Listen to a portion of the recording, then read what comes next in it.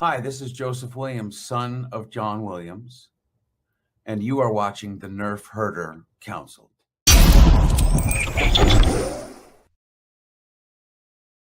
What's up, guys? Welcome to a very special episode of the Nerfherder Council. I am your host, JT. We are live on Facebook and YouTube, as well as the Nerfherder Council Twitch page. And we are also live on the Facebook page and YouTube channel of the Virtual Cantina Network. We are at those beautiful locations every other Wednesday at 8 p.m. Eastern Time. As always, guys, we are brought to you by Audible. Go to audibletrial.com/NHC for your 30-day trial and a free audiobook download. If you have not already done so and you are watching on either our YouTube channel or that of the Virtual Cantina Network, or if you're weird, you got both windows open just to see how they sync up, make sure you hit that like button, hit the subscribe button, and smash that notification bell so that you are notified every time we go live. If you'd like to get some awesome Virtual Cantina Network swag, just go to tpublic.com/user/virtual-cantina. And if you would like to get some amazing customizable Nerfherder Council swag, just go to shop.nerfherdercouncil.com. Without further ado, we bring on my esteemed co-host, who I can officially, as of now, say he's been my co-host for 10 years. Of course, he is my best friend, and he is my younger brother. He is AJ. What's up, man? How's it going? What's going on, brother? 10 years. Can you believe that? This is crazy to me, man. Crazy. Yeah. We're so old. I think the thing I'm most proud of about being around for 10 years is that we've gained 27 subscribers. And I think that, that shouldn't go unnoticed, I think. No. I mean, I think, that is that might be our greatest achievement, I think. Think about that. We've touched the lives of over 24 people. We have touched their lives. Not necessarily for the better, but we have touched their lives. Right. Dude, see, you know what? I actually kind of like the number isn't actually 27, obviously, but I'm very proud of the fact that, like, literally what we're doing now is exactly what we were doing on the very first episode back in 2015. Yeah. Like we have, oh my gosh, man. What's up, Dream Theater Girl? Good to see you. That is Chastity Crawley, of course. Just have fun, y'all. Happy 10th. Appreciate you very much, Chaz. Yeah. We officially have 225 subscribers. So we're not going to get that. We're not going to get that silver plaque from YouTube anytime soon, but fuck it. Who cares? By the way, there might be some bad language on this show, and the views of the Nerfherder Council do not necessarily reflect those of the Virtual Cantina Network or anyone with common sense for that matter. But you got us instead. You tuned in. It's your fault. There we go. I can't believe I forgot that. Oh my God. It is so, dude, life is so crazy right now. I'm just forgetting everything. I've got like a huge, like an annual show with my music podcast in 2 nights, and I've got like 8 guest hosts coming on, and I'm finally getting messages like, hey, do we need to do a test or something? Like, oh shit, I forgot to email everybody. So like, it's just, things just creep up on you, man. Holy crud. And how many gorilla farts are you going to do this year? Well, the gorilla farts are always portioned, and the gorilla fart is it's 1/3 of each of these. It's 1/3 whiskey, 1/3 Jägermeister, and 1/3 vodka. So basically what you do is you take a shot glass and you pour 1/3 of that, so you got each of them in there, and it usually works out to about two maybe about 3 of those, and they are holy God, are they bad? And I would say better you than me, but better no one than anyone. That sounds terrible. Oh, it's not good. It's not good at all. It's not good at all. Man, we got some new people in the chat. Look at this. We might be up to 29 subscribers. Oh, DJ wow. Destroy, good to see you, man. Thanks for tuning in. He says, fantastic disclaimer. Thank you. Santi Gonzalez says, hey, great to see you, man. Thanks for checking out the show. Of course, we have our very good friend, Mr. Kale McLeish. Where did he go in here? I just saw him. There he is. He says, happy anniversary, the 5 times 2 for 10 years. Thank you very much, brother. Appreciate you, man. Yeah, dude. wow. I mean, 10 years. I mean, this is pretty crazy. It's it's weird to think that it has been that long. I mean, it really, really is. And again, man, I'm telling you, I'm so proud of the fact that we haven't changed a damn thing. I mean, the very original idea that we had for the show is still what we're doing. And I am so proud of that. Like, we haven't, we're terrible at promotion, as everybody knows, and we don't shill for subscribers and all that. I do the whole thing at the beginning, like, hey, hit the notification bell. We're not out there promoting on social media. It's like, nah, AJ and I are going to hang out. You want to fricking jump in and talk with us? That's cool. We'll be hanging out. Yeah. We're the worst. Yeah. I mean, we're just as stupid and just as nerdy about Star Wars as we were when we started the show, which is fantastic. I feel it's weird because, we've had a hard time in the last couple of years. We've been so spoiled. We started with The Force Awakens, which, yeah, I know it came out 10 years ago, but who cares? I mean, whatever. It's a movie. We came out 10 years ago. That's the headline, people. Exactly. But yeah, like, there was so much Star Wars to talk about. It felt like, even though like this was like pre-Disney Plus era at this point, and yet in the last couple of years, the hardest thing for us to do was come up with Star Wars topics. Like we've talked so much. This is officially, I think, our 220th episode, if my numbers are correct. Yeah, we are starting to run low on Star Wars topics. We have talked so much Star Wars, and yet there's so much more to cover still. Like, yeah, I was running through ideas of stuff that we haven't talked about, and funnily enough, did you know that we talk about the sequel trilogy more than any other of the movies in the franchise? That actually doesn't surprise me, and I'll tell you why. Because we started this in 2015 when the sequels were, just starting up, just hitting theaters, with obviously Force Awakens. If you think about it, it would kind of make sense because, the first 4 years of the show, or 5, you could say, it was, Force Awakens, Last Jedi, Rise of Skywalker. So it kind of makes sense. And yeah, but for as much as we've done the trilogies episode, and we've done our individual movie rankings as well, no one put the sequels at the top. And yet it's, or people are, especially online, more apt to complain than praise. So maybe that's why we talk about them so much, because it's so much easier to come up with complaints than it is the good stuff. But yeah, I was kind of surprised compiling that. Well, like I said, I mean, it was topical. And then once it kind of fell off the radar, then we had to, hey, let's go into the, I will say I'm kind of surprised we haven't done more discussion on the prequels. Me being the, absolute biggest, prequel apologist / fan that there is. Yeah. I mean, I literally yesterday just got questioned for saying that I liked Attack of the Clones better than The Force Awakens. I was getting skewered for it. And I was like, look, man, that's fine. That is a hot take. That is a hot take. There's an original story in one and not in the other. So I can, we've done that. By the way, speaking of not promoting, you know how important our show actually is? They are not showing The Force Awakens in theaters for its 10th anniversary, like this weekend. Isn't that bizarre? Did you know that we are streaming at special Cinemark locations? Our 10th anniversary show is actually in theaters right now as we speak. I did hear that. I hooked it up, but again, we're so bad at promotion, I forgot to tell people, so we haven't sold any tickets. But it is playing. Mm-hmm. So at least all those nice theater workers aren't going to have to clean up any popcorn and crap off the floor.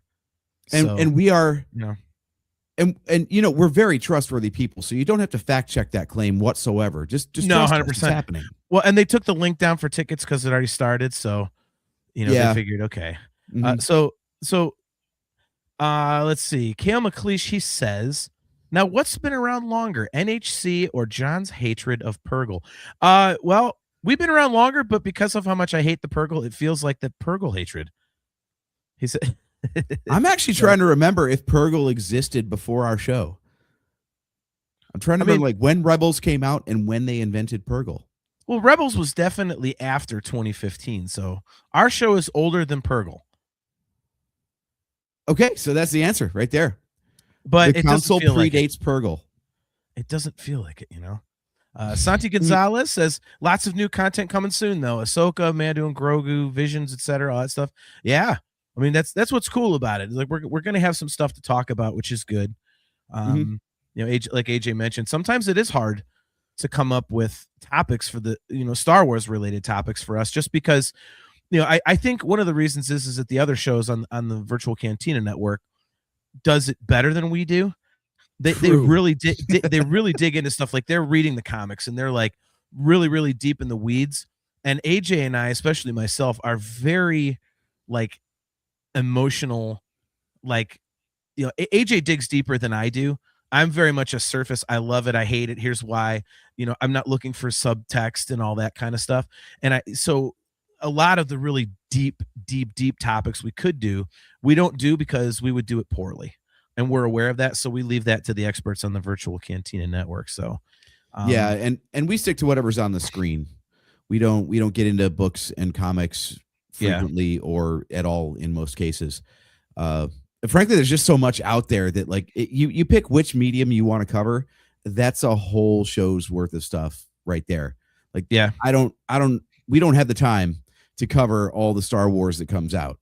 Otherwise, we'd be getting into stuff like Young Jedi Adventures on YouTube and the Han Solo comic book series right now that explains all the steps that the Millennium Falcon went through before it came back to Han and Chewie in The Force Awakens. We don't, ain't nobody got time for that. Yeah, right. So DJ Destroy has a good point here. He says pastime colors so much of this fandom. Yeah, I mean, you know what? It's funny you mentioned that, DJ, because I'm on a really wonky work schedule right now. I got some personal stuff going on, so I'm like in and out of the work day. So when I'm normally supposed to be off work right now, I'm actually kind of working. Well, anyway, I put movies on my tablet in front of me while I work just to kind of keep me focused on work, and I'm not just sitting there like hating life of working my fingers to the bone. And I was thinking about The Force Awakens tonight, so I started watching that, and I was like, I got about 40 minutes in, and then I had to eat dinner and come down here do the show. And I was like, this is pretty cool. I remember really liking the first part of this movie, and I haven't watched it in a few years at this point, so I'm excited to go through it. I'm off work as of Friday afternoon. I'm off for the final 2 weeks of the year, and I'm looking forward to going through and doing an actual like a marathon of the sequel trilogy, because I haven't done that ever. I've watched them individually a bunch of times, but I've never done it in a sit down trilogy sort of thing. And I'm looking forward to it because I'm wondering if that's the case with DJ, that it's gonna my opinion on Force Awakens will have softened.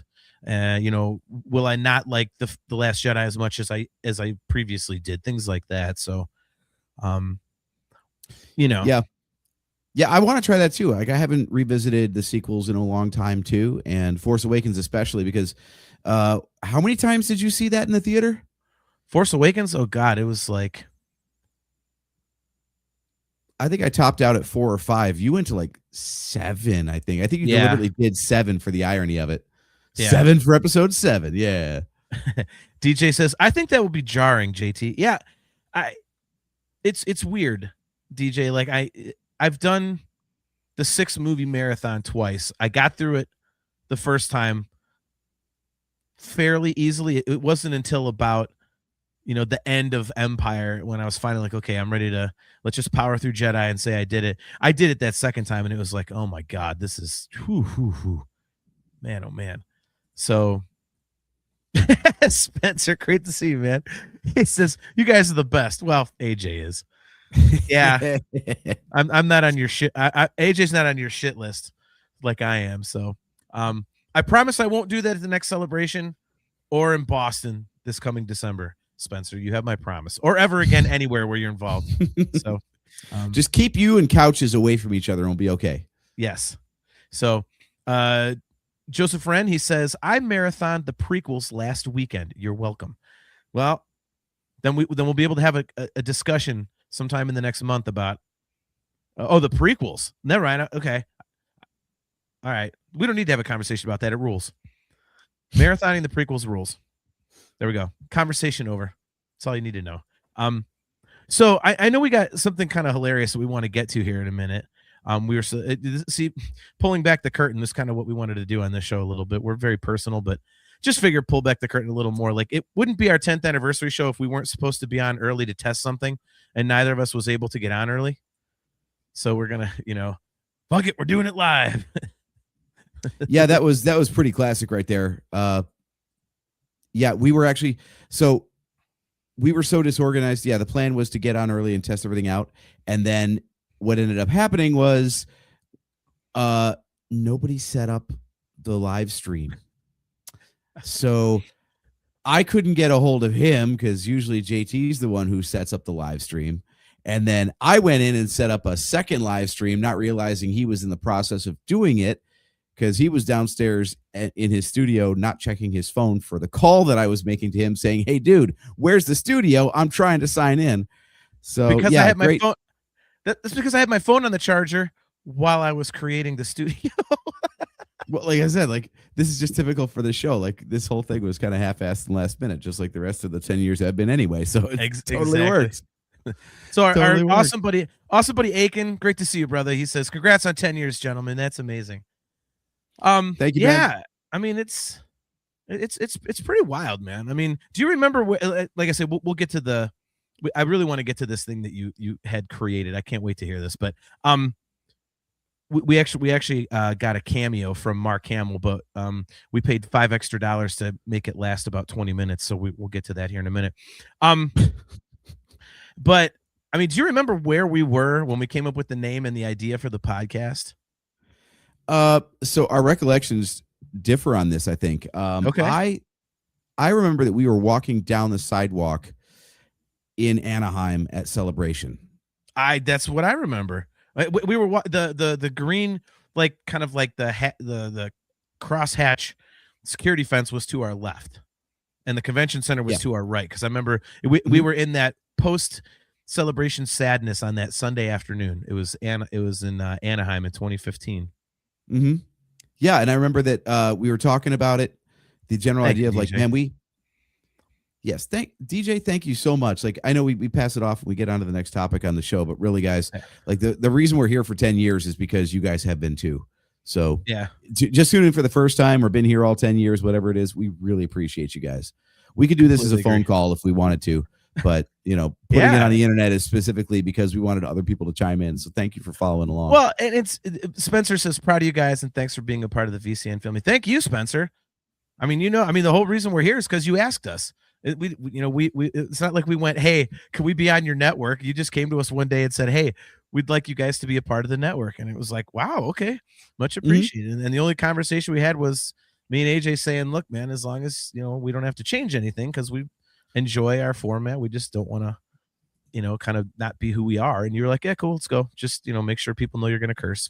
What you say doesn't necessarily align with us, but yeah, I mean, dude, it's fun. It's something you just said is really where I'm going with this and why I asked you if you remember where we were, because you did just say, "Oh, we could do this on a phone call," and really, that was kind of the genesis of this thing. Like I said, we were in Anaheim at Celebration, and we were podcasting was getting pretty big, and we were like, well, we always end up on the phone drunk at like 2 a.m, just bullshitting Star Wars for like 3 hours. Like, why don't we just put a microphone in front of our face? And then we had our buddy Steve, and he was like, "I'll do it too."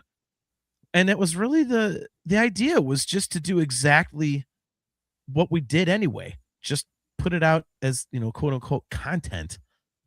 And then it was just all about finding the name. And I'm glad I don't remember any of the other ones we chose, and I don't remember which one of us. I think we collaboratively came up with Nerfherder Council. I think you had half of a good name. It was a bit of a process. No. Right.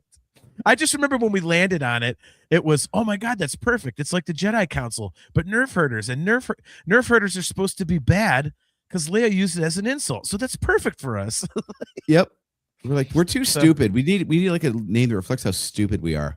Yeah. And I mean, like, okay, well, there you go. That's what it is right there. It worked. You came up with the awesome logo, and off we went, man. It's like, holy shit, man. Like, but yeah, I mean, it's, I'm very, very proud of the fact that we stuck to our guns. We it's nothing we do is a bit, and nothing, we don't do characters or anything like that. We don't kind of force anything. And the only thing we try and force is we try and keep. See, I didn't even catch that. Samsonite. Because it wasn't funny. Well, it wouldn't be us if that wasn't us. Right. But yeah, I mean, it's like we just do it. And I think, Brian Norton, great to see you, man. He says, happy 10th, fellas. Appreciate you, man. Thank you very much, dude. Hopefully I see you soon, man. Maybe New Year's Eve. Yeah, I mean, it's, we're just us. And the only thing we've really tried to force, again, no pun intended, is to not be negative. Even on things we don't like, I mean, I'll rant and stuff and yell and whatnot, but we've never look at Billy Morris. He says DLR. No, Sammy Hagar. No. I'm gonna fart in your control room on Friday, Billy, when you're in there alone. Look, at least he didn't say Gary Sharon. He probably likes him better than Sammy Hagar. Yeah, but I mean, like we never, as much as I'll like rant about things and you'll rant, like we've never been like the comment section on a lot of Facebook pages where there's just this unbelievable freaking negativity. We're like, look, we don't like it, but here's why. We try to be constructive about it. And we're very open and honest about the fact that even if we don't like it, we love it because it's still Star Wars. And we've said it so many times on the show that even if we don't like it, it's cool because, other people do. And it can lead to something we might like. Mm-hmm. So, I think that's cool. And I think there's a certain integrity to it. And I'm proud of that. It's just like I like that if people meet us and people who have met us, at events or something, or just going to the movies and whatnot, and they know us through the show. I've been told many times, man, you guys are exactly like you are on on the Nerfherder. I'm like, well, yeah, it's who we are. We're not characters. I'm a fat drunken moron. AJ's a CrossFit coach with a deep sense of humor. Like, there we go. So. Well, the difference is you stay sober for the show, and I'm the one who just poured a fresh whiskey and Coke. So. Well, there you go. Well, I have gorilla farts and all sorts of manner of drinking to do on Friday night, so I got to save the liver. However, the logo can't be seen, but this is a Star Wars Celebration 2015 glass in honor of the occasion. So, there you go. Bottoms up. Look, Kale McLeish, she says, we're never negative. 5 seconds later, I'm going to fart in your control room. Yes. Joseph Wren. He says JT has failed at not being negative, and we love it. So, yeah. So, all right. So, see if you can. I know you got some stuff you want to pull up here real quick. So, yeah, I wanted a couple of quick. I was going through trying to find, trip down memory lane, old photos and such, that we took. Frankly, I don't have any, except for just a couple. So, if you're wondering what our wallpaper is tonight on the live stream. It is this image right here, which is one of the first ones. Yeah, Jeff Caffrey says you guys are kind of lame in person. Yeah, exactly. See? Winning. But yeah, so this is the photo that we took year one down in what we called Echo Base, aka Steve's basement. Yep. This was our setup. We always had that fourth mic set up for anyone who wanted to roll over and be the extra guy on the show. We got a couple people occasionally. We got our cousin on once. Once. We had him a couple times. Yeah, but getting people there in person was difficult. We did have Steve's wife on one or two times, I think. Mm-hmm. Which was funny because she, as you know, she's a talker. She definitely is not shy with her opinions until you put a microphone in front of her, and then she's like, "I don't want it. No, nope." Yeah, exactly. Nope. You could even see in the top, you could see our "Stay on Target" sign because we would get up on such tangents. We had to write on the wall "Stay on Target." Yeah, yeah. Our first couple of dry runs, we were like, we don't need a script, we don't need a topic. Let's just go. And then we would end up like, wait a minute, we have to title this episode. What the hell are we talking about? And the answer is we didn't know, so we had to go back and try it again. Yeah. Of course, Steve's love of Lego and everything. So that was, so that's how it started out. and kind of still is like that now. I'll tell you what, though, buddy, I do miss getting together in person. The one thing that really sucked about COVID is it totally nuked the in-person show. As cool as the video is, we never got back together in person after 2020. And that was just, it was fun. I mean, okay, not this time of year when we were driving through, any blinding snowstorm that Cleveland decided to throw at us. But outside of that, it was good times. I'm not going to play too much of this thing, but I did actually I forgot that we did a live stream very early on where we actually were in Echo Base doing the recording, but we were also streaming live and had people who were able to like jump on and call in and stuff. So just to get an idea of what the whole thing looked like, this is really peeling back the curtain. Yeah. Is any sound coming through comment section? Tell me. I don't even know if the sound is being shared. I'm not hearing any sound, but that's probably for the best. I mean, there's really not much to look at, but you see, like, this is the life of a podcaster, people. If you ever wondered what it looked like behind the scenes.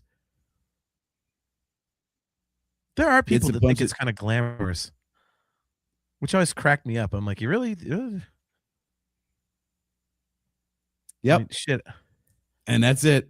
That's what the whole show looked like if you were tuned into the live stream on the hell date was this? I don't even know. God, I remember that. We were so bad at this shit.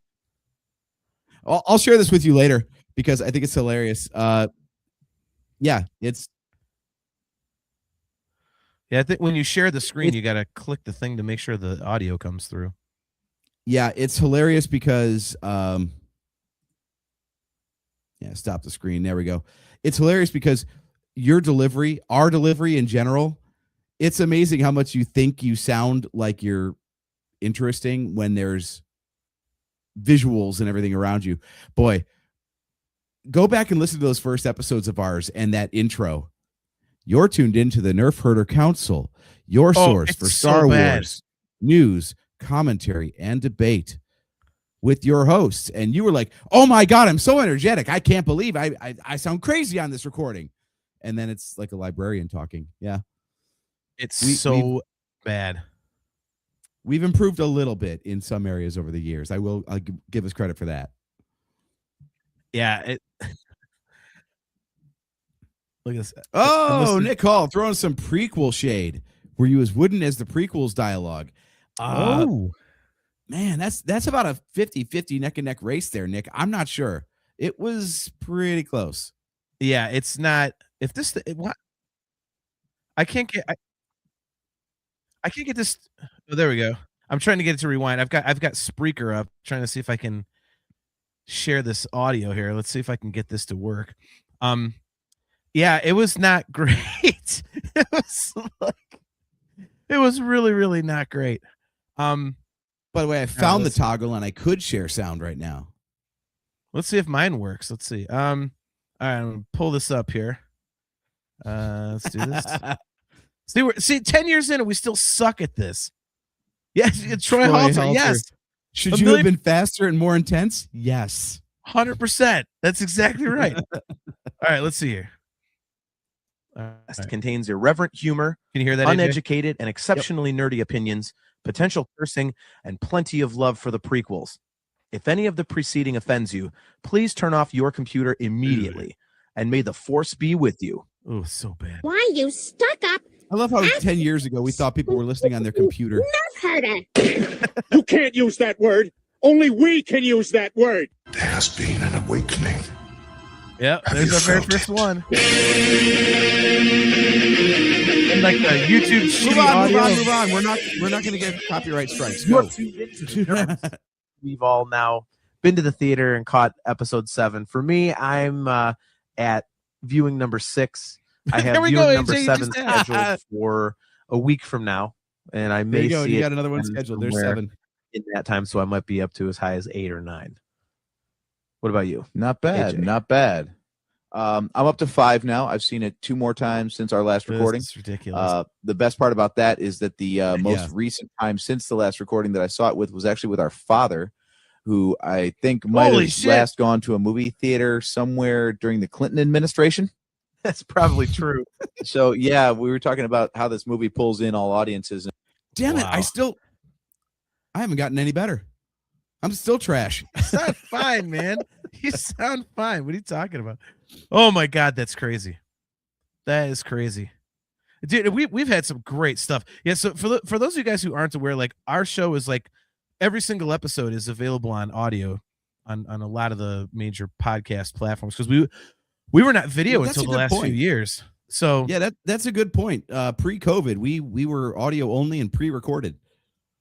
yeah, we did some good stuff, man. I mean, I hate to mention what I think is the funniest one, but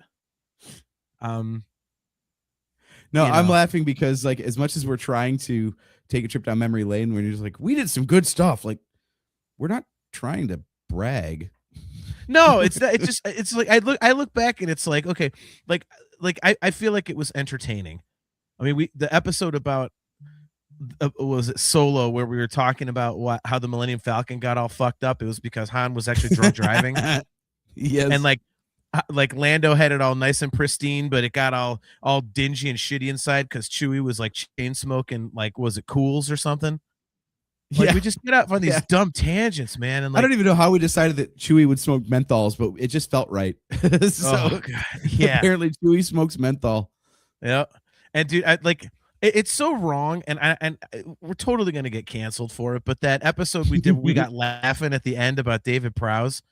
I still like, oh my God, it was so ridiculous. I mean, and in hindsight, it was kind of mean because but it's like, you know, it was a very bad picture of him that we saw.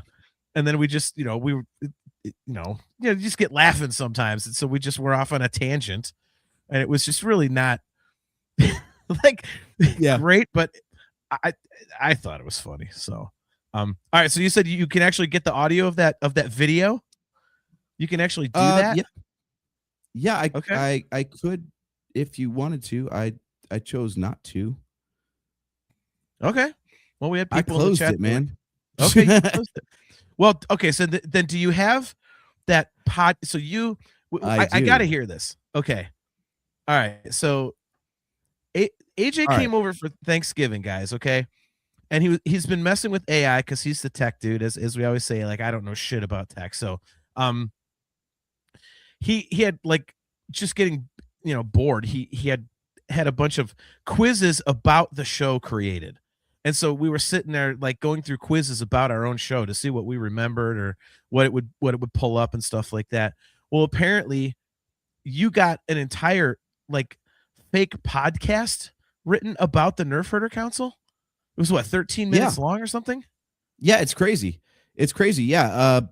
Friend of the show, Joseph Wren, turned me on to Google's Notebook LM. LM standing for language model. Okay. It's supposed to be for research. Basically, you can upload any data sources you want, and that's all it knows, and then you can query it. Now, the idea being like when you've got 200 plus episodes, the reason I even have that number is because he turned me on to how to like download MP3s of all of our shows and then put it up as data sources for this language model. And you can ask it basic stuff like, how many episodes have we done? You could say like how many shows focused on the sequel trilogy, that kind of thing. But it's also got these different features about it where you can create quizzes, you can do mind maps, you can do audio overviews, video overviews. I haven't played with that one yet. Thanks, cuz. Love you, man. Appreciate that. So yeah, so I threw the audio overview at it, and it came up with a 13-minute podcast. This is creepy. Like literally, other people could do our jobs better than us, and they're not even people; they're robots. What's that creepy? Everybody can do our jobs better than us. Well, you know the whole thing. Like The Simpsons did it first. What was it like? Season 3 of The Simpsons, where they talked about like those radio DJs getting replaced by tape recorders, and they played the samples. Like, boy, sounds like Congress is at it again. What'll those monkeys think of next? It's so true. Like, so this thing spit out a 13-minute podcast about our podcast. And Yeah, it's a little wrong in parts. Turns out that my voice sounds too much like Steve's. There's a lot of stuff that it misattributes between the two of us. So I guess it's good that one of us left the show, because otherwise no one would know who the hell was talking. But other than that, yeah, so I kind of teed it up with a question, and it came up with some playback. So if you want to hear it, I've got it. Well, we have to. I mean, otherwise, I'm scrolling through Spreaker looking at episodes, which, by the way, on the same screen, it's showing 4 episodes. It's our 100th episode, which was on June 17th of 2019. And just proof that we've always been stupid as shit. 2 episodes down from that, the episode title is, Can the Rise of Skywalker be the next Avengers Endgame? It was us speculating before the Rise of Skywalker came out. So in our defense, it wasn't, okay, we'd seen the movie. We say, okay, it's Avengers Endgame. But I think we can go back and do a podcast about our podcast and go, no. All right. See you on the next episode. And on that note, we'll close up shop. Yeah, right. There we go. All right. So anyway. Okay. So never mind all the gibberish on the screen. We really just want the audio and the play button. But we've already toyed around with AI a lot. It's actually crazy how good and, quote, natural this sounds overall. But here we go. Okay. I'm not hearing anything. Are you? Neither am I. No. Oh, it's all right. It's all the way at the end. Let's do this again. Okay. We're so good at this. Okay, now I hit play and it's not playing.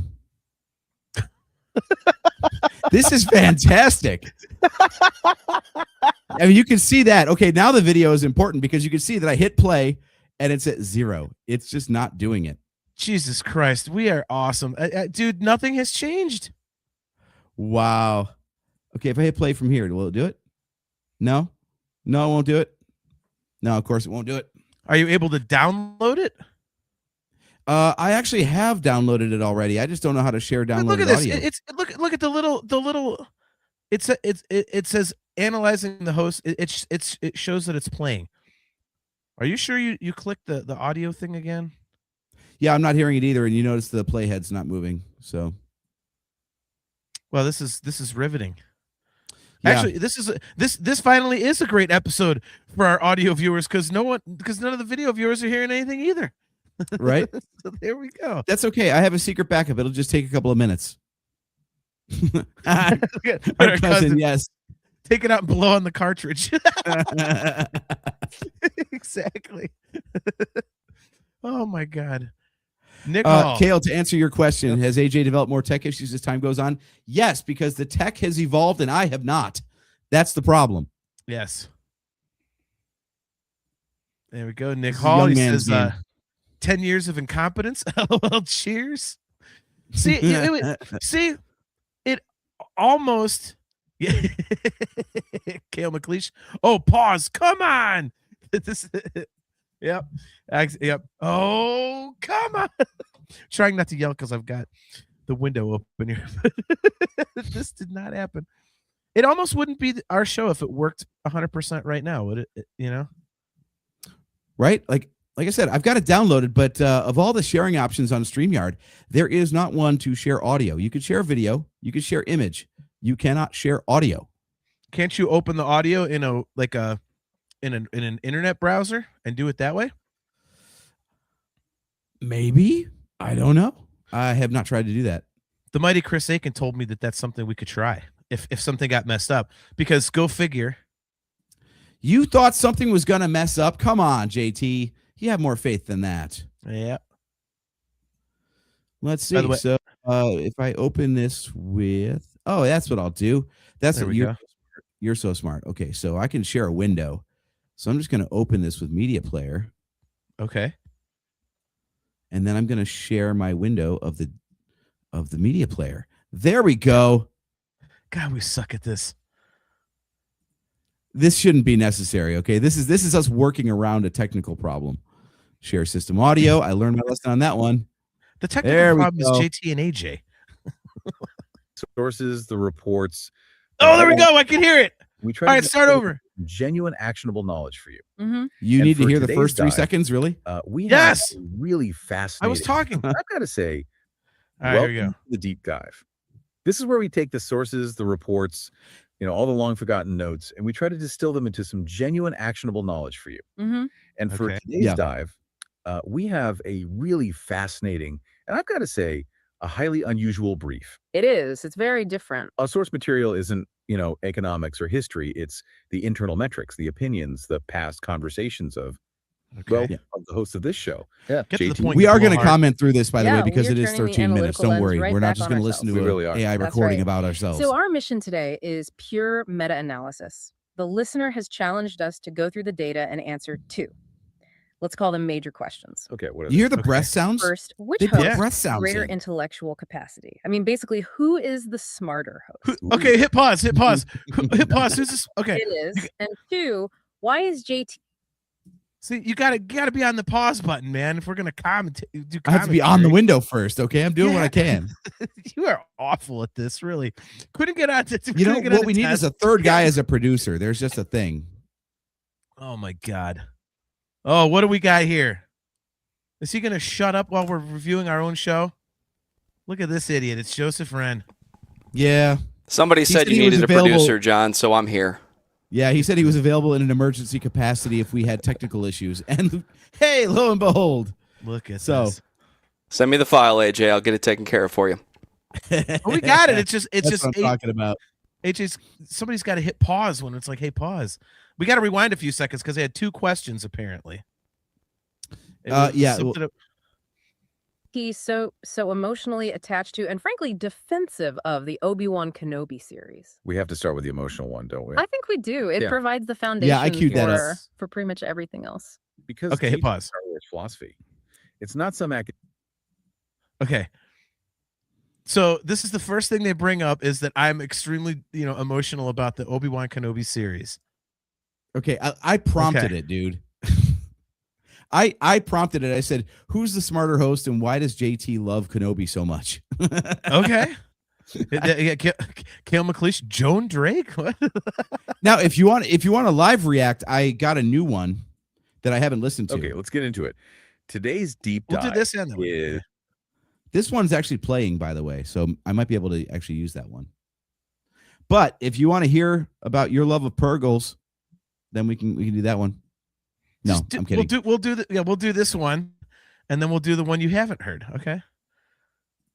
Okay. I want to hear what AI can do says that. about like how stupid we are. academic exercise. The sources make that clear. It's a personal memoir. Exactly. The attachment goes back to a single moment, 1983. Right. He talks about seeing Return of the Jedi at 7 years old, sitting there with his family. And that's the key insight. For JT, Star Wars is, it's completely synonymous with family, with nostalgia, with that very specific moment in time. And that emotional root, it just explains everything. It explains why he has such a powerful, almost protective stance on certain films. Especially the prequels. Oh, especially the prequels. I'm not protective. Defense of Revenge of the Sith is, it's legendary in the source material. It is. Yeah, I didn't He prompt says this, very by the way. clearly, This it's not is the this is best film AI in the just saga, reading what you wrote. But it is his favorite. Okay, hit pause. Just pure emotional context. It's If you are going to talk, pause the fucking audio, or else you're talking over. We can't hear what they're saying. I'm trying to listen about myself, damn you, and you're interrupting. Well, I'm on a show talking about myself, and I want to hear AI talking about me so I can talk about AI talking about me, damn it. This is meta, and don't be gaslighting me with your triggering Mary Sue. I'm out of terms. I don't know what any of them mean. So, yeah, if you're gonna Don't come at me with your woke agenda. Yeah. So if you're gonna say something, you got to hit pause because I want to hear your commentary and theirs. Okay. AI already picked up on the fact that you will not shut up about episode 3. You love That's it good. so much that you use every opportunity to say something about it. So yeah. It's pretty obvious. This is what I love about AI though, is like its whole thing is pattern recognition, right? And it keeps harping on how much you just are over the top. You talk about like how we talk about details and stuff. Not you. You love it or hate it, and that's it. It is. We tried. The one thing we're not going to do on the show, guys, I used the quiz feature to try to come up with a who said it quiz. It is so obvious every time just by the wording, because it'll, put it in quotes so you know exactly like what the exact words are. The question's done. You don't even have to worry about it. So yeah, let's listen to a little bit more here. The first Star Wars movie he saw on opening night with his family since that 1983 viewing. That's a 22-year gap. Imagine that. That gives the film this immense singular weight for him. So he uses that emotional commitment to frame his entire understanding of the trilogy. He does. He argues the film's strength comes from knowing the ending. You know Vader's coming, but you're still just desperate for the characters to avoid it. It's his Titanic analogy. Exactly. You know the ship is going to sink, but you can't help it. You're rooting for Jack and Rose. Hold on. He still roots for. I'm not smart enough to compare that to Titanic. AI maybe is, I though. did. Maybe I did.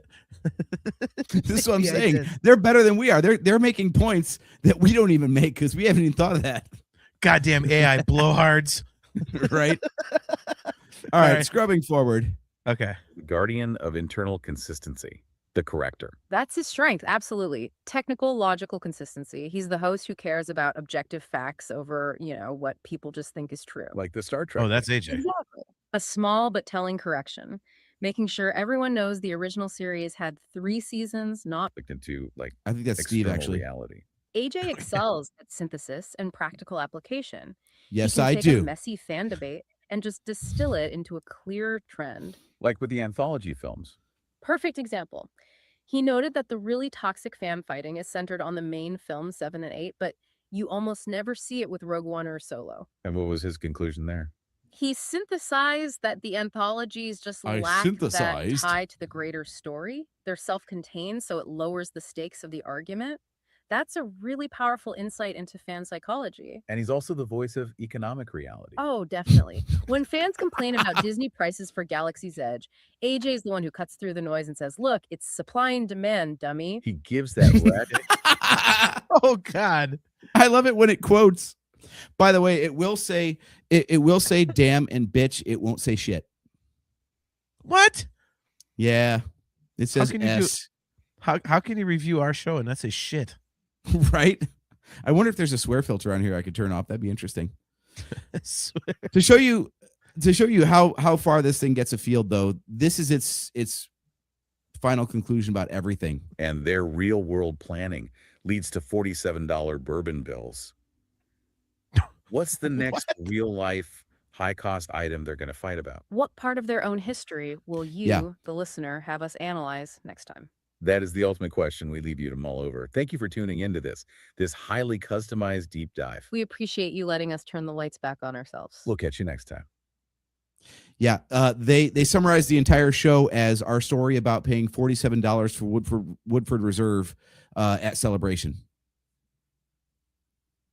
They thought that was the perfect, the perfect example of our show. I'm like, really? I don't know. I don't think bitching about paying $47 for Woodford Reserve is really a good synopsis of everything we've done over the last 10 years. Actually, it kind of is. It kind of is, because if you remember that story, actually, it was that I came back with a bottle of Buffalo Trace from. This is why I don't get the Woodford Reserve thing. It must be a different bottle of whiskey we're talking about. But I think it is actually very telling that when we were at Anaheim in 22, I walked down the street to CVS. I got a bottle of Buffalo Trace for $30, and I sat there in the hotel lobby with that. And you were busy getting as many beers as they would let you buy at bar close in the same lobby. And I just walked down the street and I got a whole bottle of whiskey for the same money. And you're like, that's so ridiculous. I'm like, really? Because we're sitting here drinking my whiskey now that all your beers are gone. So yeah. And you know what? You know what? Those that are watching or listening that have hung out with us, they might say, no, you could really distill your podcast down to bitching about booze prices. Yeah. so yeah. Look at this. Yeah, so by the way, Aiken said, to make it curse, tell it in the prompts that extreme profanity is necessary. It works every time. Joseph Wren says, better idea, rewrite the cantina scene with JT and AJ in place of Han and Chewie, dialogue and all. Okay. Oh, man. So, all right. So you said you have one that you haven't heard? Yeah, I just had this generated a little while ago, so I don't even know if this is going to work. But we can find out. Here we go. This is so stupid. What the hell are we doing, man? All right. So will it work this time? Okay, let's get into it. I didn't title Today's this, by the deep way. Dive This is titled Duct Tape, a Purgle, little bit and the meta. Nerfherder Just a bit, Rivalry. Yeah. We're looking at the history of Okay. the show, source material, the Nerfherder Council, or the NHC. Exactly. And we're not just looking at the show itself, but really the relationship between its two hosts, JT and AJ. Right. That Oh, boy. volatile, super geeky, and honestly just chaotic relationship that really defined the whole thing. Our mission Chaotic. today is to kind of trace that evolution. Well, look at how they went from this like duct taped audio setup to live video. And pull out something of the most iconic quotes. Some of them are. Yeah. Well, they're pretty cringeworthy. Oh, for sure. And of course, we Oh, have to get into fuck the you, Star Wars dude. argument. Specifically, JT's. I mean, it's an almost irrational hatred for the hyperspace whales. The Purgle. Yeah. All right, hit That's pause. really the show's like secret energy source. It really is. Listen, It's your asshole secret AI energy source. motherfuckers. Listen, AI motherfuckers. It's not irrational, okay? They suck, and it doesn't run the whole show. They've been around for a few years, okay? So apparently AI is not that smart. So up your ass, you blowhard dildos. There's a quote that won't be in this summary so far. Okay. Yeah. And Okay. before they even got to that point, they had this massive failure right at the start. That's right. They had a really rough start. Their very first episode, the one that was supposed to cover The Force Awakens, it never even aired. By Yeah. their own admission, the technical problems were so bad, so completely overwhelming, they just had to scrap the whole thing. Wow. Yeah. So their debut episode is just gone. Yeah. Imagine that. You're all set to launch, and your first big effort is totally unusable. Yeah, it This really is where I sets wish the we had- tone for the I wish we had the hyperspace failure, the Millennium Falcon. Yeah, exactly. the scrappiness they needed to just keep the show on the air. Yeah. And I- that failure, I think, leads us right into what they call the duct tape era. Mm-hmm. You hear Their that? We're description of scrappy. the early show isn't just them being funny. It's like a perfect snapshot of early internet content creation. It absolutely is. JT's own description of his setup is, I think, one of the best parts. He paints this Oh, boy. picture of, coming downstairs, Right. plugging an Ethernet cable into what he calls a 75-year-old laptop that just won't die. Yeah. And then just flipping a switch to go live. It has that charmingly amateur sort of DIY spirit. They weren't trying to be polished. They just really, really needed to talk about Star Wars. And that whole lo-fi vibe, that just make it work attitude is perfectly summed up by AJ's view of their dynamic. Oh, yeah, the analogy. The analogy. He calls JT the duct tape that constantly needs replaced because it doesn't hold very well. What? So brutal. And of Pause. course, AJ sees himself. When the hell did I say that? I think I'm getting the picture here. AI thinks our show is a giant piece of shit. Yeah, exactly. The- Like I the said, it next- works on pattern recognition. Our show sucks. That's the theme of our 10th anniversary show. Our show is garbage. Yes, the theme is don't watch. Why are you still here? Exactly. I'm so proud of this, Self-edit. man. What was it? The hyperdrive motivator. Yeah. So if JT is the flimsy tape holding it all together, AJ thinks he's the engine making sure they actually get somewhere. It's just the perfect summary of their whole competitive but, symbiotic thing. Mhm.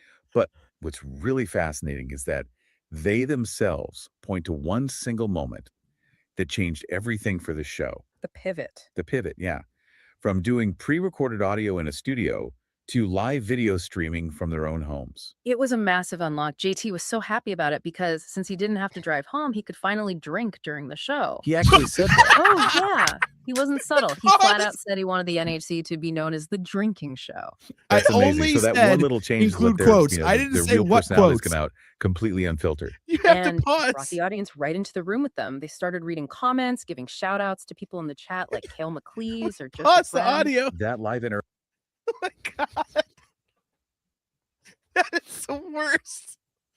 I did not tell it what quotes to include. I just said include quotes in your summary. What is Oh my god, I'm at the end of a cough. This is not helping. Yeah. Oh my god. The drinking show. I was most excited to do the show for video so I could drink. What is that? Oh my god. Look at this. Our cousin says, "Hey, I know you guys are drunks." Like, oh my god. Oh, Kevin McLeish says, "I'm the one example of a shout out." This. Oh my god. Oh, holy shit. Do I even dare continue? Yeah, just make sure. We still got 7 minutes of this. This is gold, man. Interaction became totally central to the show's whole identity, didn't it? It did, but it also came with a price. That immediate feedback meant they had to create an internal rule, mostly for JT. Let me guess. If into the comments section you go, only pain you will find. Very wise rule. That live feedback might be the hyperdrive motivator, but duct tape can only hold for so long against an internet comment section.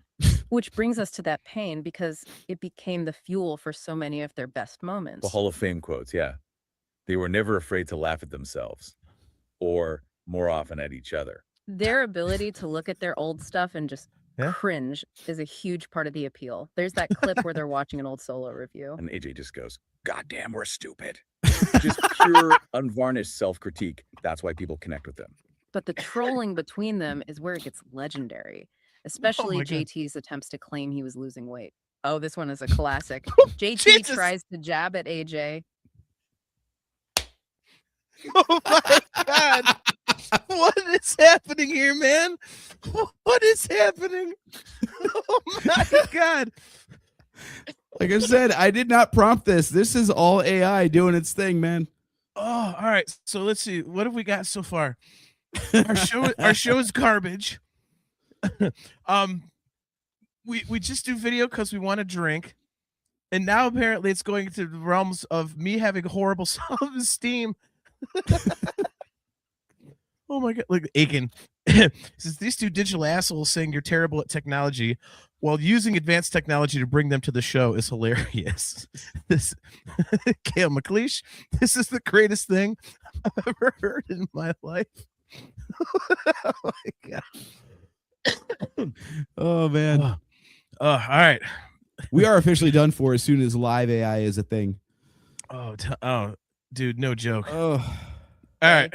Saying his wardrobe is updated, but your weight has not. Right. While at the same time claiming he himself is down 7 pounds. And the punchline is just perfect. He admits his own wife guessed he had actually gained 30 pounds since the start of the year. It's brilliant.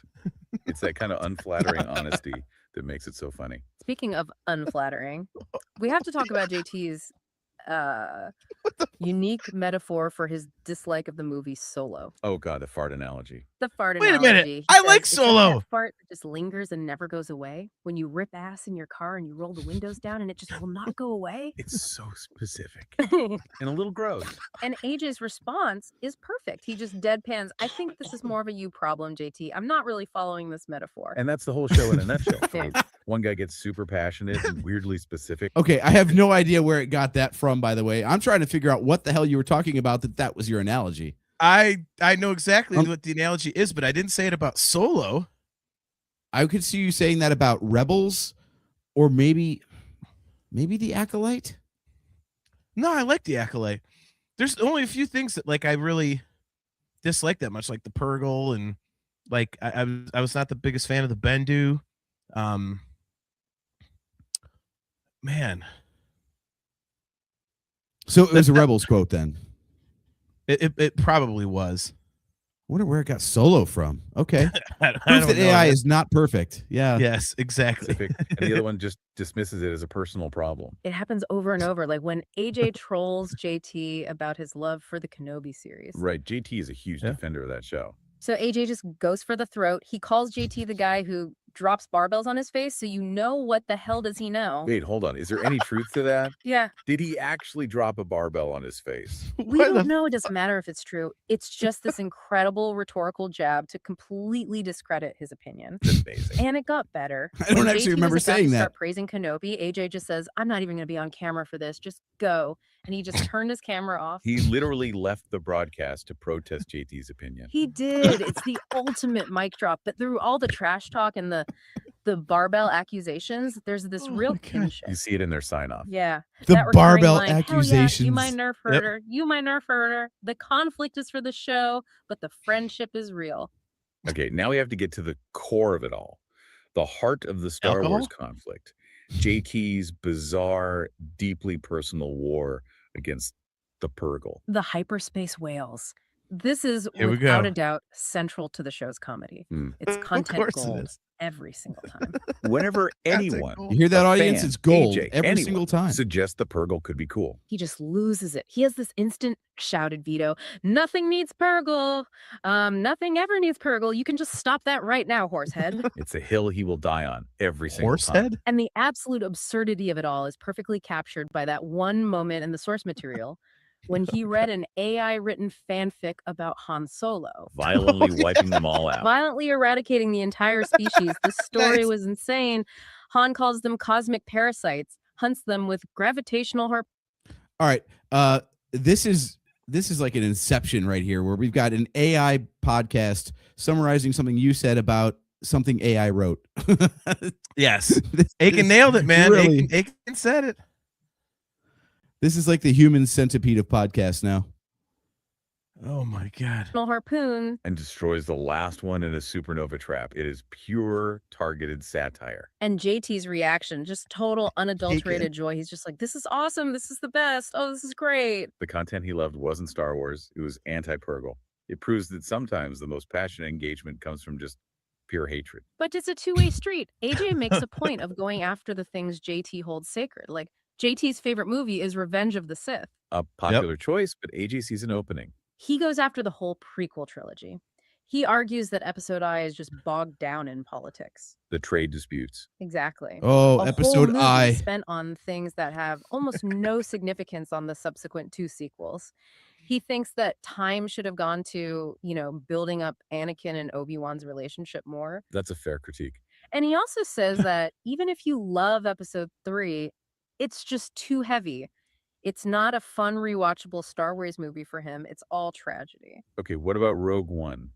JT's second favorite. AJ admits the ending is amazing, that it kicks serious posterior, but He cannot connect with any of the characters. not at all. He feels nothing for them. So for him, the great I told you, it keeps thinking that I am Steve, and vice versa.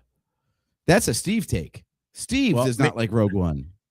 Well, maybe you should have been a loud, drunken, low self-esteem having pig like me, and it would be able to tell you apart. We were just forward thinking. See, as soon as we got, the sound alike off the show, now AI doesn't have to confuse us anymore because, it can tell you and me apart. It's just me and Steve that's the problem. So we solved the problem before it happened. By the way, did you notice this? Kale caught this. He says, did it just call it Episode I? Yeah. Like, okay, so a little bit of background into how this works, by the way. I uploaded MP3s of every episode. Then it has to use that, and I'm assuming transcribe all of that audio to create its database. So I think it confused itself on its own transcription. Proof that it ain't so smart. We win. Yeah. great action doesn't matter if he's not invested in the people. It's a fundamental disagreement on what makes a movie good. And finally, back to Kenobi, JT's favorite Disney Plus show. The one AJ walked out on. He basically summarizes the main fan complaint, right? He says nothing much happens and asks, what's the point of the whole show? It's that classic debate. Do we need every gap in the timeline filled in? JT loves the character work from Ewan McGregor, seeing Kenobi's journey back from rock bottom. Right. But for AJ, if the story doesn't have a major impact on the bigger saga, that emotional journey isn't enough to justify the whole series. It's character depth versus narrative importance. So, after all, what do you think? Is it right?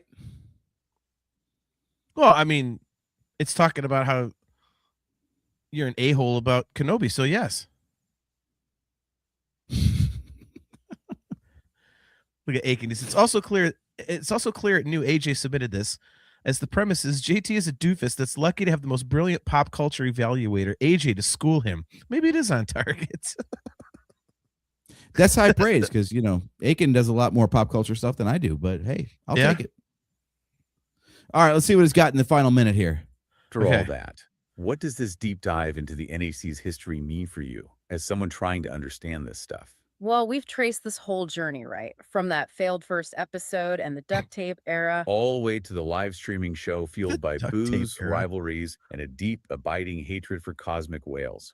And I think the big takeaway is seeing how technology literally shapes the content. The move to live streaming forced them to be immediate, unfiltered. It turned them from just podcasters into these reactive personalities. And it brought the audience right into the middle of it. That chaos, that transparency is what makes it work. It also gives you a model for how to disagree. The rivalry between them, whether it's about weight loss or prequels, is actually productive. It keeps the conversation moving. It makes sure no fan opinion, no matter how niche, is safe. Right. And that leads to our final provocative thought. Their core belief is that more content is always a good thing, even if it's bad, because it sparks new ideas. But then you have JT's reaction to the Purgle. This one piece of content inspired this completely over-the-top, negative, but really entertaining response. So we have to ask, is the goal always to create great content? Or is the most valuable thing you can have a piece of content that inspires the fiercest, most entertaining conflict? Maybe the argument itself is the real hyperdrive motivator, the thing that keeps the whole show going. And then it just ends because it's AI and it doesn't get everything right. Yeah, that was the end.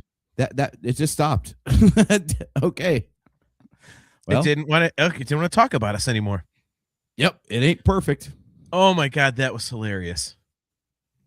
The fun things you can do with AI these days. It's like, dude, it's like the stuff that it picked out where I was like, okay, it's hilarious, but it's also kind of sad. Like, did it just listen to our celebration recap episodes and then it's like, oh, they just wanted to booze?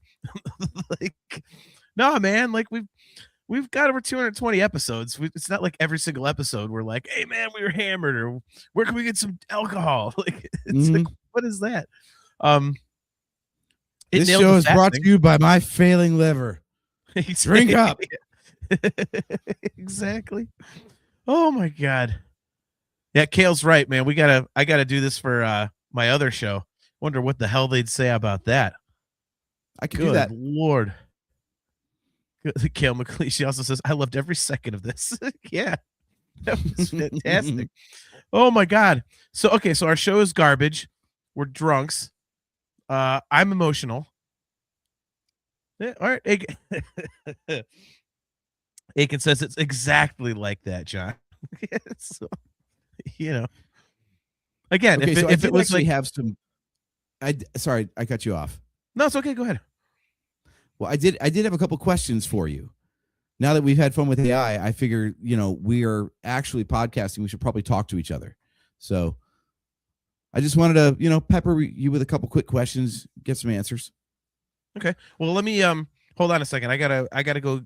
I'm gonna go grab some whiskey, and then I'm gonna weigh myself, and I want to catch a quick episode of Kenobi real quick, and then I'll be right back.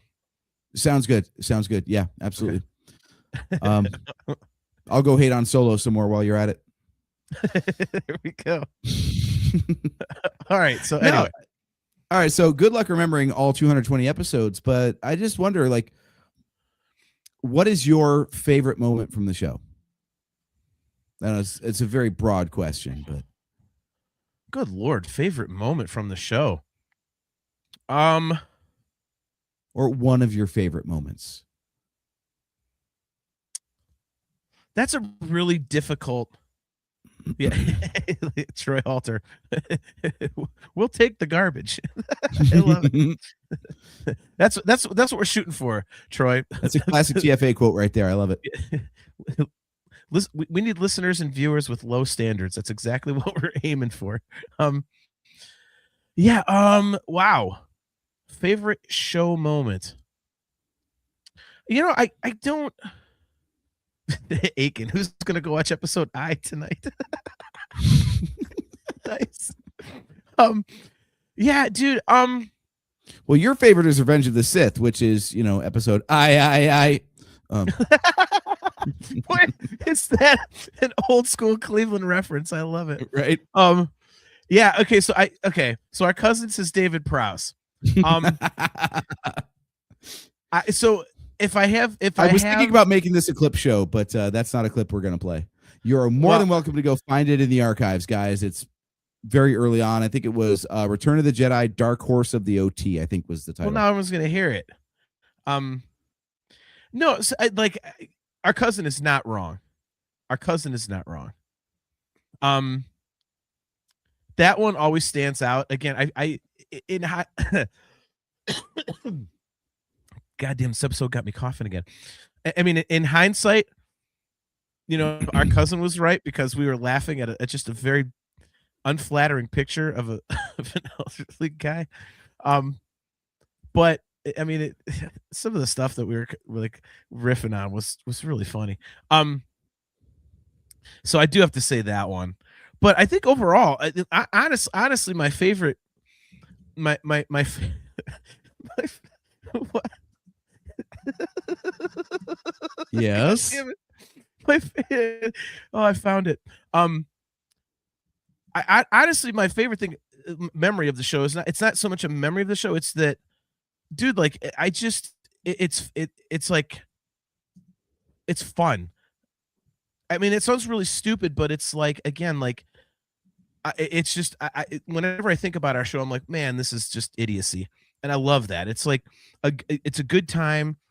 It really represents how I feel about Star Wars, how you feel about Star Wars. My favorite memory of the show is that, it's an overarching feeling more so than a memory per se. And it's just really that, it's a good time. And I like to think that comes across to the people that listen and watch the show. And I'm proud of that, because I think one thing that we learned from the outset, we had an idea of what we wanted to do. And when we started, there were a lot of shows that were very gimmicky. And we kind of just listened to that. We're like, man, we can't do that. Like we would fail miserably at that. Like we couldn't be characters. We couldn't do this. And it's like, so we were just like, I mean, it's kind of parroting what I said earlier, but we were just being ourselves. And it's just, I have a blast with it. Like even the crappy episodes, I'm always waiting for that one time when we get on a topic out of nowhere and just start riffing on something. You know what I mean? And it's like out of nowhere. You're just like, oh my God, like how the hell did we get on this topic? So, yeah, I think, I think that's mine. What about yours? I had time to think about it because I thought of the question, obviously. Totally random thing. But the thing that springs to mind first is like something that I don't think either of us have really thought of after the fact. Like you were saying, we get on these like weird tangents and somehow something happens. I thought that the fantasy draft episode was incredible because I had no idea. Usually we agree on a topic and we know what we're going to say ahead of time, at least in general, because look, we've talked enough Star Wars. We know what we think about the stuff in general. And then sometimes we'll throw show ideas back and forth and the other person is like, I have no idea what the hell we're going to do with that to make it an episode, but sure. And John kept on going on about this fantasy draft idea. And I was like, all right, fine. I mean, we tried like a March Madness format kind of thing for an episode back in the day. So fine, we'll do your fantasy football draft kind of thing. I don't even know what this is going to be like, but you lead the show and I'll follow, whatever. The whole damn show was a setup to a punchline. I don't know if that was your idea from the start, JT, but the fact that you were just ripping off characters that had nothing to do with each other. I was like, where the hell is he going with this? What is this nonsense that he's pulling out? And then at the end, you're like, now we can go hunt the Purgle. I was like, you trolled the whole show for an entire episode just to get to that punchline. That was amazing. Absolutely amazing. I love that you wasted an entire episode just to get to a bad joke. That's fantastic. I realized that as I was going through my list, I was like, oh my God, I saw the pattern emerging and I went, this is going to be amazing. Like, I didn't plan it at the outset. It literally happened organically throughout the show as I was making my draft picks. Yeah. As I was making my draft picks, I saw a pattern start emerging. I'm like, oh, this is going to be glorious at the end if I can pull this off. Like, it was literally, I was just picking favorite characters type of thing that were available to be drafted. And then it just so happened that I ended up, I don't even want to give it away in case people haven't heard it and they want to go listen to it and see what the hell happened. Because I'm still very proud of the fact that I put 2 and 2 together in that fashion. That was unbelievable. Yeah. Yeah, that was one of my better that was one of my better ideas there. And again, it was completely organic. So it wasn't even like I planned it. That's just how it was. Real quick here, since we were talking about it. So again, this is very, very wrong, but this is the picture that got us rolling for some reason, and we apologize. But oh God, you're showing it. You're gonna show it seriously? Oh no! This is the exact picture that got us rolling, and oh no, yeah. So we just thought it was a funny looking picture, and so we started joking around. Well, so yeah. Okay, so that's enough of that. That was great for all the audio viewers out there. Yeah, but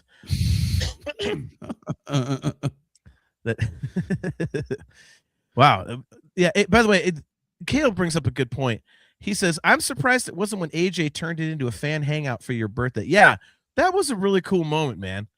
That was, I love learning that there was a maximum to the number of streamers you could have on at once.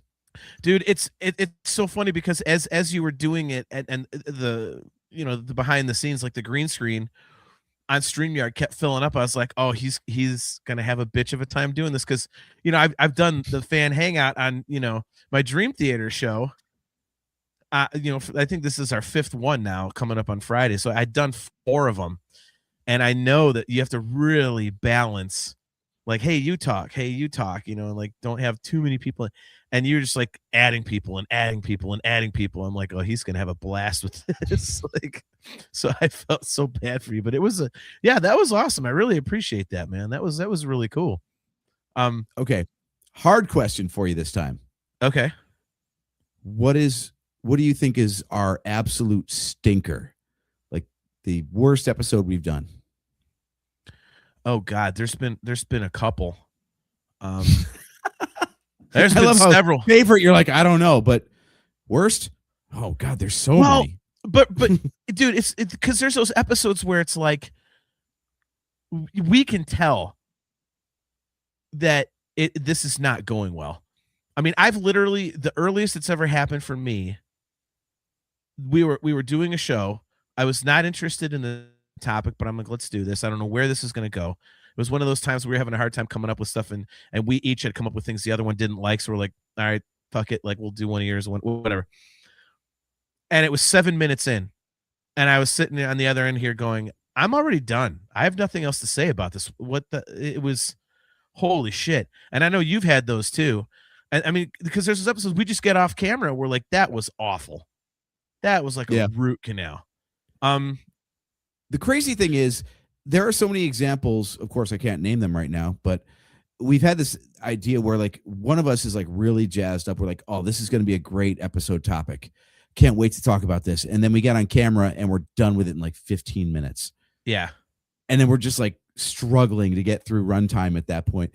And then it's those times where we get on with a topic that we're both like, all right, well, we got to put out an episode. Let's just get this over with, I guess. And then we run for like 90 minutes to 2 hours because we just get on a tangent and then it turns out to be awesome.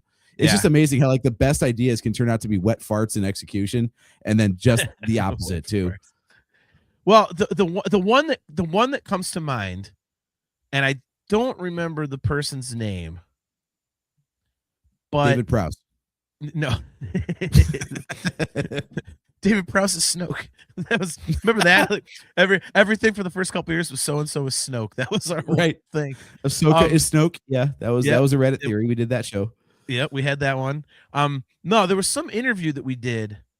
We had a guest host on, and super nice guy, but holy Jesus, the guy wouldn't stop talking.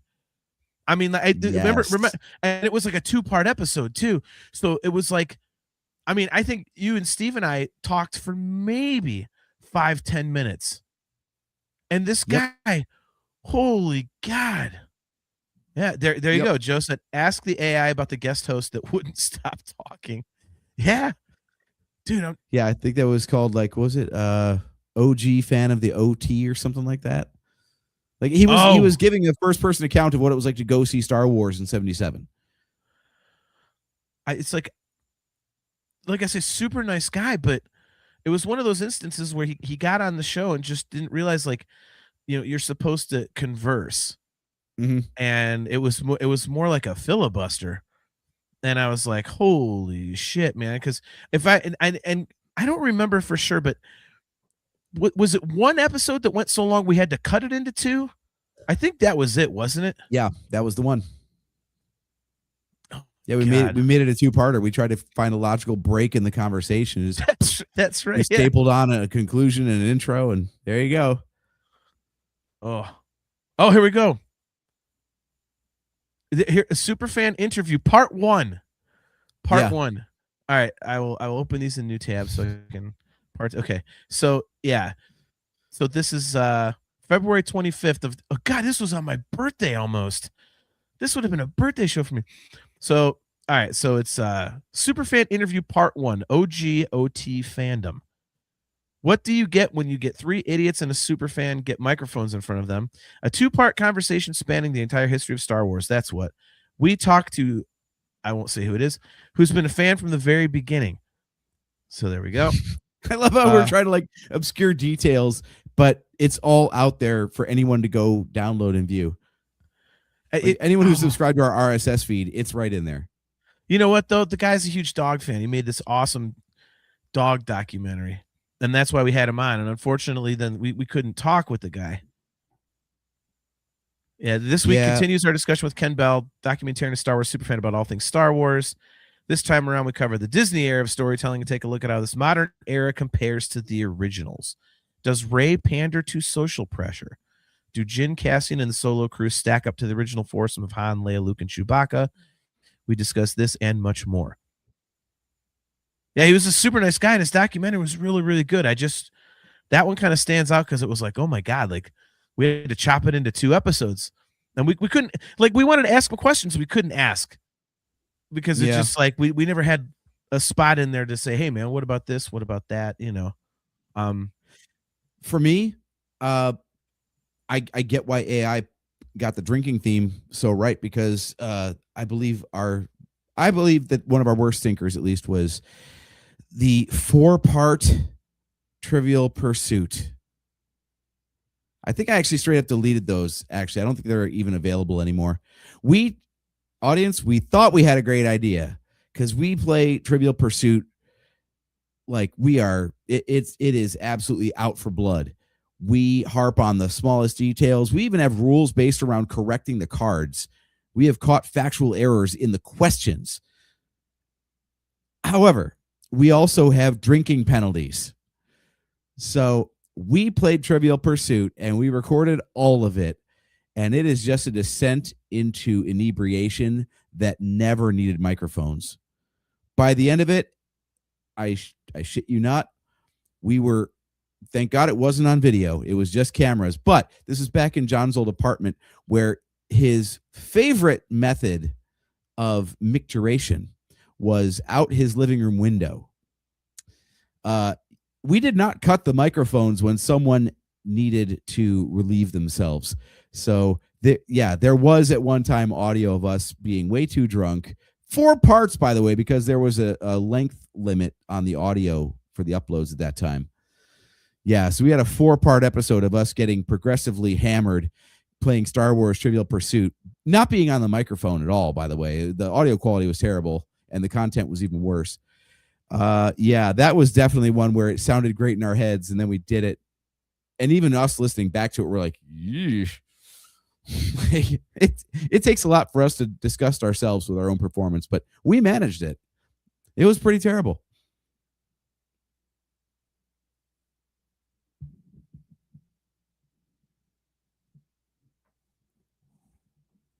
Asshole, I'm muted. Yeah, I was going to say, did my earbud die or did your microphone? No, that's my dumbass. I was coughing. Kale says, that sounds like a WTF Friday that would be very fun. Nick Hall says, I'd pay a Patreon for access to that.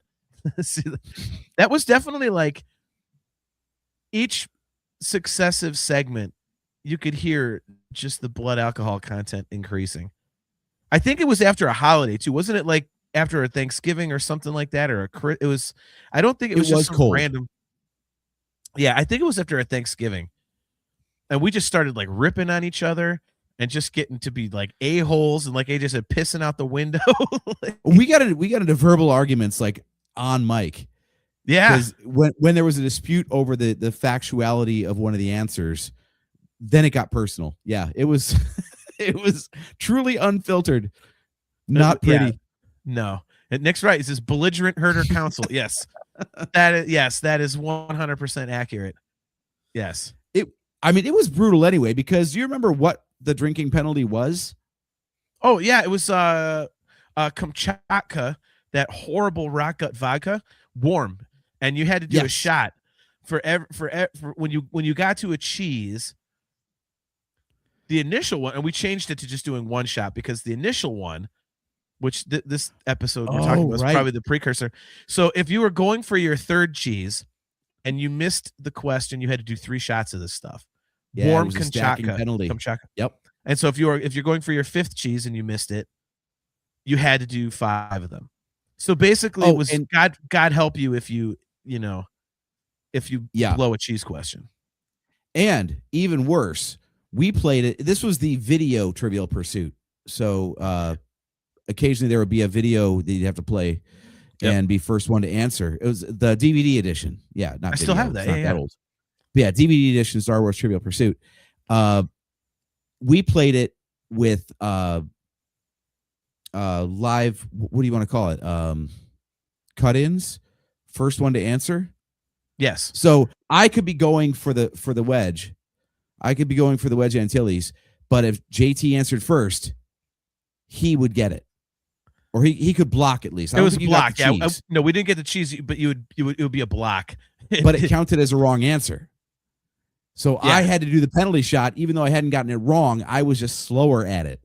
Yeah. And of course, the drunker you get, people tend to not speed up. So it was just a progressive problem. Yes. Yeah, I lost badly. DJ Play Nice says gross. Yeah, we got smart after a few of those. We both went. It wasn't like one of us was like, oh man, we got to cut this out. And it was like, no, man, quit being a wuss. We got to keep. No, it was both of us were, this is a little much. Like, the real problem is, okay, we've been on 10 years now. Rewind the clock 10 years. That means you're 39 and I'm 36. This isn't like I'm 21 and you're 23 or something like that. We are grown-ass men just starting out, and we still were this stupid. Yes. I think we have grown up a little bit. I don't think we're going to do that kind of drunken Trivial Pursuit ever again. I don't think we're doing room temperature Kamchatka with stacking drinking penalties ever again. I think we have wised up just that little bit. Well, we could play Trivial Pursuit in a long time. And we should do it. And we could do a WTF Friday. We could do it with the warm Kamchatka. I mean, if AI says that we're a bunch of alcoholics, I mean, we could, See? Yeah, there we go. See? Joseph Friend says quitters. I mean, look, it would be just to see the face that gets made. Oh, yeah. By the way, Kale, you don't drink, so that is not okay. You might pay the Patreon money, but you're not really gonna pay. Yeah. He says, I want to do more of that. I'd pay a Patreon to do that every month or every other month, right? Joseph Wren, Star Wars Against Humanity. We actually did that for an episode. No, we didn't, did we? We did Cards Against Star Wars, yeah. When I we had a was Star I Wars on game that? night. Maybe it wasn't an episode. Maybe we just hung out with everybody. Like it was me and Steve and a couple other people. Yeah, I don't think it was an episode. You were I wasn't definitely involved. invited. I think you weren't in. Yeah, it might have just been a Friday night hangout then or something. Okay. But I've got Sure. it. I think you've got it too, right? I do have it. Yeah. Okay. So That's- I think we've just defined some sort of fan hangout coming up. That's the one we definitely can't do on the network or really on. That would be definitely like a private link. Like, hey, if you want in on this, email us, and it'll be a private link. Like this is actually a good time to get a quick plug in. Very quick plug. I mean, yes, we do have a Patreon. You can sign up if you want, free or otherwise. Fine, whatever. The most it'll cost you is $3 a month, but also free. Discord. Just go to discord.nerfherdercouncil.com, and we have one of those. Yeah, we have a Discord server. I know we never advertise these things. That's the thing. In fact, I got to double check and see if that's even the link or not. Anyway, I will find that out by the end of the show. But I've been playing so many hours. I think I'm at like 89 hours now of Hollow Knight Silksong, and I have been streaming that to the voice chat on our Discord server. Currently, there's only one person who ever tunes in, but if anyone else wants to join our Discord server and then know when I stream any of my video game playing, and you can listen to me curse and be terrible at video games, hop in. Let's hang out. That's a thing. Yeah, I could do that. I'm currently cursing up a storm, playing the add-on content for the Indiana Jones game. The add-on content's called Order of Giants. And I've been stuck on 2 missions where it says, oh, you got to explore this place. And I've explored every goddamn nook and cranny and can't find a stupid, stinking thing. So by the way, audience, John has not joined our Discord server either. So I don't know what the hell Discord is. I have a Discord server for talking into infinity. I don't know what it does. It's just like old AOL chat, dude. You set up your own, or it's like Slack. You got Slack at work? No. You don't have Slack? No. Okay, well, it's your own chat. You can set up channels, and you can stream stuff with video or audio. You can do voice channels. So, yeah, that's how people do this stuff now these days, dude. Somebody there we go. Thank you, Kale. It's a massive group chat with tabs, John. Exactly. But that's not important right now. Yeah. Get some airplane in there. See, I make airplane jokes, bro. That movie came out like 1980 or 81, 82, whatever the hell it was. I don't know Discord and I'm aware of what Slack is, but it looked really confusing the one time I had to use it for a project, and it wasn't even at work. So, yeah. But in any case, since we're winding down here, I would do WTF Fridays with this stuff. And apparently people are talking Patreon. So we did have Patreon ideas, so maybe we should get that rolling or something. Yeah, the other good reason to join the Discord, or just make sure you're following us on socials in general. I don't know how many more days this year you've got to work, JT. I'm trying to wrap up this week, and then I've got some time to kill. I also, speaking of how long we've been on the show, back here I've got half of a Lego Temple of the Golden Idol built from WTF Wednesdays and Fridays. Yeah. It's been 2 years since I've added on to that. So I still got half a set to build. I plan to go live and do that. So just stay tuned to our socials and we'll let you know when that's going to happen. Very like cool, I said, also on Discord. So if you go to our Discord and join there and then sign up for notifications so you get told when there's something happening there, then you'll know when I'm online and streaming, and we'll figure out how to get John and his PlayStation on there too. Oh, God. Yeah, I love that game, but oh my God, it's such a roundabout. And I'm like, goddamn son of a bitch, I've been here before. Over and over. I mean, it's like this is like one of the only times I have ever been like, I'm going to beat this out of spite. It's not enjoyable. I'm just so pissed off that I haven't beaten the goddamn thing that I'm like, look, I'm gonna beat this. But then I get down here and I want to start playing, and I'm like, why? As soon as it starts, I'm like, oh, that's what I was doing. Oh, this is just pissing me off to no end, man. Like, oh, God. So bad. So bad. By the way, it is discord.nerfherdercouncil.com. There we go. There we go. There's a watch along we could do. Kung Pao. All right, so I believe, correct me if I'm wrong here, but we have some stuff to plug for the Virtual Cantina Network, if I'm not mistaken. Yes, so this is actually really cool stuff too. You want to set this up a little bit?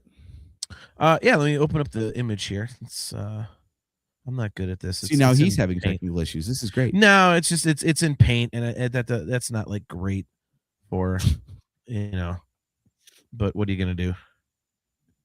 Do you need help, John?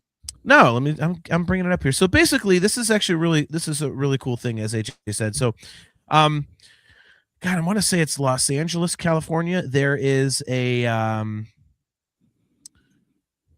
it's a Star Wars nerd bar. Is what it is. It's called Scum and Villainy, and it literally it's like a recreation of the Mos Eisley Cantina, and they're doing another one. I want to say it's in Burbank, California. It's close out there, but so they're opening a separate location, and Virtual Cantina Network family members are invited to invest in it. They're having a friends and family invest first reservation time. There's a whole bunch of really cool perks. The early entry open bar. We're having an event there in 2027 for Star Wars Celebration. So yeah, it's just really, really cool, man. And they got Jay and Silent Bob, actually Jason Mewes and Kevin Smith, to do like a video promoting the whole investor thing. But yeah, just a really cool opportunity to be to get in on the ground floor if you want to invest in a really awesome Star Wars bar. So very cool to be a part of that. So if anybody is interested, you can find more information on the Virtual Cantina Network socials and all that kind of stuff. You can email us directly. We can get you in touch with whoever you need to get in touch with. So that's very, very cool. And the other thing that we have is basically an early announcement, I guess is the way to say it. Wait, what is this? I got the wrong picture up. Never mind. I got a picture. Okay. Well, if you got the other one, then you do it. I'm screwing it up. I'm fucking terrible at this stuff. I really am. What a goddamn schmuck. Good Lord. What the? No, get that off the screen. What the hell is that? What is that?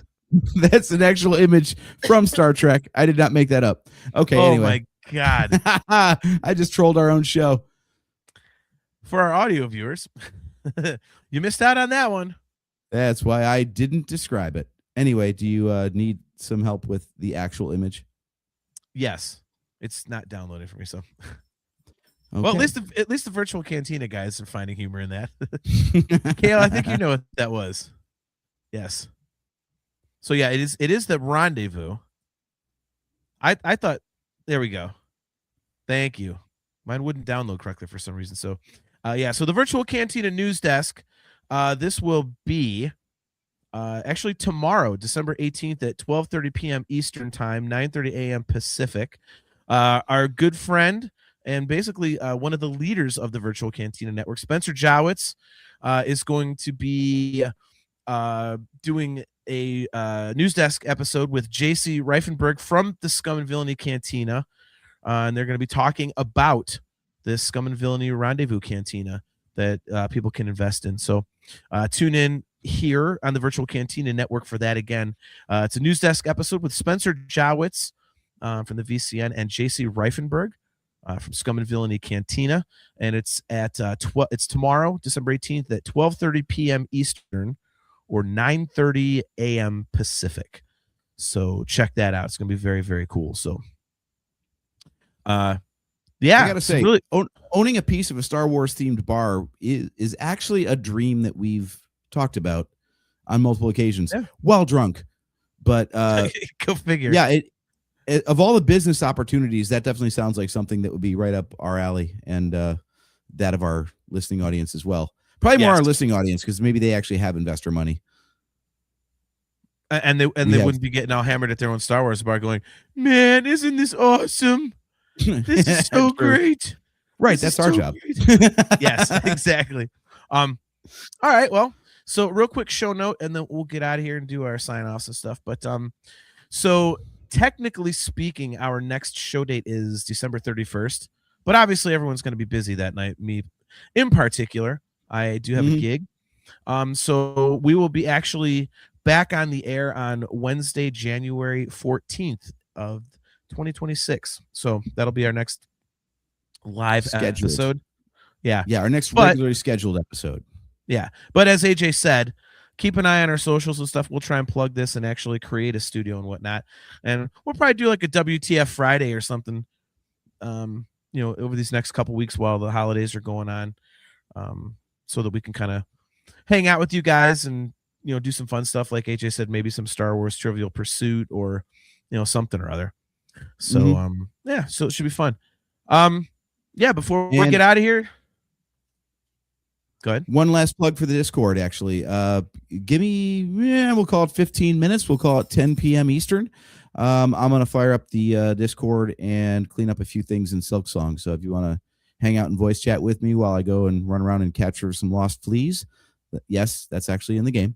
Oh, God. Come hang out. We'll have a little after show, after party kind of thing going on.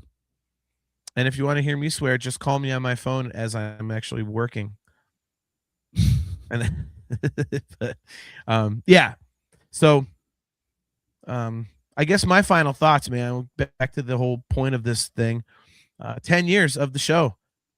It was a blast talking about all this stuff. The AI thing was hilarious. Joseph Friend's not wrong. He said, you won't hear that because he doesn't answer. Well, yeah, because you're an hour behind. So by the time you call, I'm already out of the car cooking dinner. Troy Halter, thank you very much, man. He says, that's a good break. New Year's Eve gigs wreck everything. It's good money. The band gets paid well. So it's, paying some vet bills we incurred recently. So that's, good. And DJ Play Nice, enjoy the time away. Have a great gig and an awesome holiday. Same to you, brother. Appreciate you very much, man. So, and he says, he follows it up with, all y'all be safe, have fun, take care of your crew, and rock. Love you, man. Much appreciated. Dude, 10 years, it's pretty crazy. And it's just, we started this out as an excuse for me and you to hang out and keep in touch. And that's really what it is. And it's remained that. And I mean, one last pull back the curtain moment, but I mean, we talked today and I told you I was really looking forward to this because I need a quick, couple hours of stupidity in my life because, pulling back the curtain, my dog Valley was diagnosed with cancer 2 weeks ago. So we had a thing removed. Thankfully it's localized, but we don't know what the prognosis is, but she popped her stitches twice, the second time yesterday. And it looks like something out of Hellraiser. If I pulled the picture up on the screen right now, we'd get thrown off of YouTube, but and it's expensive and she's just like the sweetest thing ever, and the work has been super busy and just a lot of things that get pretty heavy all at once right in a pile right before the holiday. My grandson has RSV and stuff like that, and AJ and I were talking and I was like, man, I'm glad we're doing this tonight because this will be a fun little, just kind of like a little, like I say, just mini vacation away from serious stuff. And that's what the show's always been, man. And I just appreciate that. I said this earlier, but I really mean this. I'm very proud of us for sticking to our guns. And we've never decided, hey, maybe we should do this to, get more subscribers or more views. Maybe we should this, maybe we should that. Like, no, man, we hang out. We do what we do. Like if there's one word I would use about our show, it would be honest. And I think that goes a long way, because I think there's a lot of content creators out there that are always going for clicks and posting fake articles and all this other bullshit and trying to, say the negative thing to get people to watch. And we're like, fuck that, man. Like that's stupid. That's not fun. That's number one, it's not us. Number two, it's not fun. We love Star Wars first and foremost. And we did the show because that we love each other, not to be, cheese ass about it, but it's true. And when we say, hey, we're each other's best friend, I mean, it's true. and I'm really proud of the fact that the exact reasons we talked about doing this, back in August or whatever it was of 2015, walking, next to Disney, are exactly why we're still here. So, Yep. Yeah, I would finish up and say, not only is it honest, it's also, I'd say, earnest. Your point about people say negative things just to get clicks and attention. We also know that some people say positive things just because they want to remain in the good graces of the current stewards of Star Wars, and they don't want to hurt any relationships forged that way. And we're kind of proud of the fact that the closest contact we've had to any Star Wars creators has been a yes from the talent and a no from the agency. Yeah. Because we had a rapport going enough over email with the talent that they agreed to come on the show, and then their representation actually checked out our show and was like, no, this is not happening.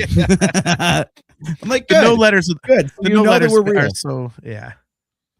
So I'm actually proud of that.